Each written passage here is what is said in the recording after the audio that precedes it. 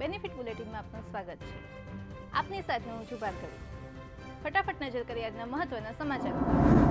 ગોંડલમાં કરંટ લાગતા પીજીવીસીએલના 2 વીજકર્મીઓના થયા મોત. કર્મચારી ફીડરમાં કરી રહ્યા હતા કામ. પીજીવીસીએલના કર્મચારીઓને સુરક્ષાને લઈને ઊભા થયા સવાલો. સુરતમાં 2 મહિલા અને પુરુષનું ગુંગળામણથી થયું મોત. ત્રણેય સિનિયર સિટીઝન હતા. સવારે પરિવારના સભ્યો ઘરે આવતા ત્રણેય મૃત હાલતમાં મળી આવ્યા. રૂમમાં જનરેટર ચાલુ રહી જતા ધુમાડાના કારણે ત્રણેયનું મોત થયાનું અનુમાન. ગંભીરા બ્રિજ દુર્ઘટનાને 3 દિવસ થઈ ગયા ત્યારે મૃતદેહોની શોધખોળ અંતિમ તબક્કામાં છે. 2 ગુમ વ્યક્તિઓની શોધખોળ શરૂ છે. અત્યાર સુધીમાં 18 મૃતદેહો મળ્યા. ત્યારે વડોદરાના કલેક્ટરે જણાવ્યું કે નદીમાં 98% સાંદ્રતાવાળા સલ્ફ્યુરિક એસિડ ટેન્કનું જોખમ અને પાણીમાં સોડા એસ ફેલાવાના કારણે સખત વળતા વચ્ચે ટીમ સતત કાર્યરત છે.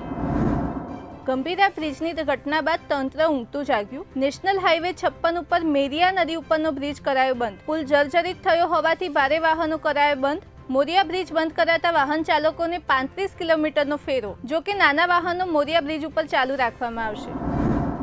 મંત્રી ઋષિકેશ પટેલ પહોંચ્યા ગંભીરા બ્રિજ. કલેક્ટર સહિત પાદરાના ધારાસભ્ય પણ હાજર. કલેક્ટર અને ધારાસભ્યએ આપી માહિતી. ઋષિકેશ પટેલનું નિવેદન કે અહીં રેસ્ક્યુમાં મુશ્કેલી ન પડે એટલે હું કે અન્ય મંત્રી ન આવ્યા. 30 દિવસમાં ઘટનાનો રિપોર્ટ સોંપવાનો અધિકારીઓને કર્યો આદેશ. આ હતા અત્યાર સુધીના મહત્વના સમાચાર. આવા સમાચારોની અપડેટ માટે જોડાયેલા રહો બેનિફિટ ન્યૂઝ સાથે.